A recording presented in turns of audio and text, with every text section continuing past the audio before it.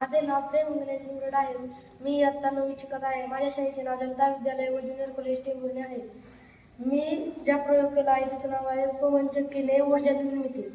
तर पवनचक्कीचा पहिल्यांदा उपयोग इजिप्तमध्ये केला होता आणि भारतात 1985 साली गुजरातमधील मांडवी या ठिकाणी पवनचक्कीचा वापर केला होता.